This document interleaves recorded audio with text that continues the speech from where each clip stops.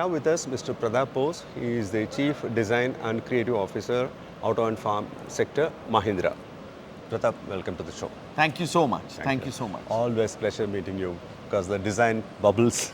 I mean, you sleep, you eat, you sit, everything in the design.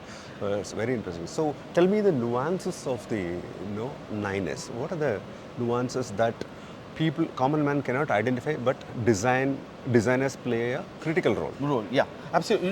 We've launched 1 year ago exactly. We are celebrating that actually. 1 year ago we launched the B6 and the XEV 9E, and that really set a sort of benchmark of what an EV can be for people.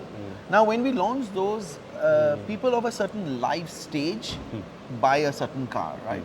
And the insight we got was that a lot of people were in a certain life stage where they're maybe with a larger family or they're 3 generations living in the same house. They wanted an EV which they were not getting in India. So we said, look, we are going to design the biggest, ever born electric or electric origin SUV, with the XEV brand, which is like a sibling of the 9E. So the 9S was conceived as that. Like I said, it's for a certain life stage, people with larger families or who want to have fun with big groups of friends, whatever it may be. They wanted a 7-seat format. And that format is what we've delivered with the 9S. Now, for design, a lot of people have fallen in love with the 9E lights and that presence. When they see it from far, they feel proud that, oh, that's my 9E, or someone else's 9E. We wanted to carry over that same feeling in the 9S. So if you see the face, the DRLs, the lamps are very similar to the 9E because it will create an identity for the XEV sub-brand. That's very important. In the interior, we heard a lot of, we saw a lot of the 9E customers who had some children. They loved that third screen. We brought in that. But in addition, we brought in the 2 screens in the rear as well as BYOD, but they're totally connected. This again, like we said in the presentation, gives a shared experience. People can have fun together. In India, we all have our own story of traveling 10 people in a car and when we were young and it was some uncle's car. Absolutely.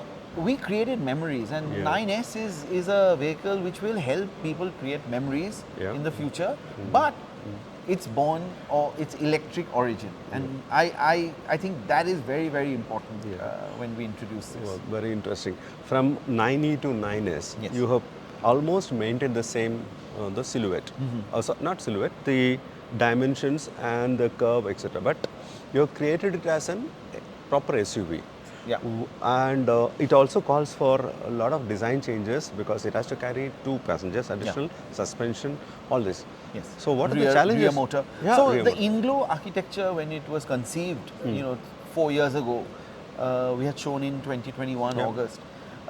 We had planned a range of products, and sometimes the products have differing requirements. A B6 is a coupe, sports coupe. The 9S is to travel in comfort. So I think the MRV team, under Velu and team, have created an architecture which really lends itself to many offerings.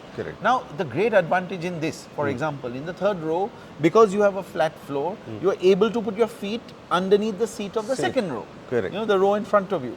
This is something you don't find in ICE vehicles. So these are some unique advantages of a flat floor that we have from INGLO and that we've used on the 9S. Yeah, interesting. The vehicle gives a go anywhere feel. Rugged and tough. But at the same time, you have maintained the finesse of an electric car. So it's like you are pulled apart into 2 opposing different opposed piston. How did you manage? So very good question. In Mahindra, some of the Mahindra characteristics is to be able to explore the impossible, what we call it, and that should be regardless of which sub brand. If someone has a Bolero, he or she should be able to explore. If someone has a 9E or a 9S or a B6, they also should be able to explore. Now, again, in the architecture itself, you have 219 millimeters of clearance to the battery. Okay. You know, to the battery box. You know, Okay. this is very important. It's a proper SUV ground clearance. You know, you have approach and departure angles that allow you to perhaps go slightly off-road. And still the sophistication comes from some use of, you know, the piano black elements which we've done on the side and in the front of the car. You know, the sunroof, the materials inside. You know, those are really premium luxury materials. So that balance, as you said, is important. The architecture inherently allows us to do this, but what we've put in terms of design is that blend of sophistication.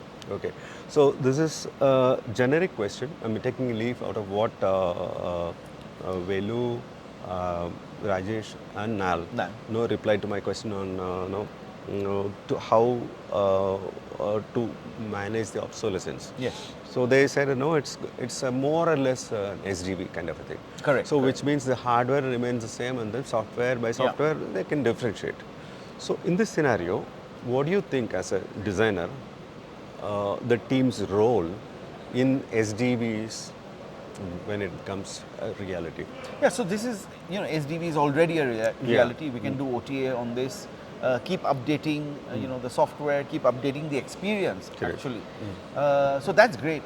You know, because it's the capability of the Snapdragon, you know, chip that we are using. The chipset is far beyond what even we could imagine, you know, someone would need. So there's that headroom to add features, to modify the car in that sense, you know, whatever's emerging. So for example, the 5 screens here with the BYOD allows us to do that, and the chipset has that processing capacity.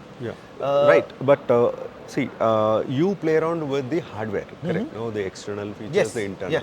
Whereas SDV is a completely different thing. So when the features are offered based on the software defined vehicle, what is the role of a designer in that evolution? That's what so you know, like I said, in this case, for example, you know, we have already crunched our development time for a brand new model to around 36 months, you know, 36 to 40 months. That means we are able to update vehicles very fast. All new vehicles, you know, for facelifts, we are able to do it in 18 months. You know, so we can stay with the cycle of change. Introduction of the 3 screens is a direct SDV and design combination. So you travel along with that? Always. So if there's a big bunch of, you know, updates that are coming, there must be something in the design of the car that signals that, look, this is a new version or whatever. Which is what my first question is. You know, people may not feel, but your contribution will be more, right? Absolutely. Great. Absolutely. Pratap, thanks so much for enlightening me on many things. Thanks so much. Thank you.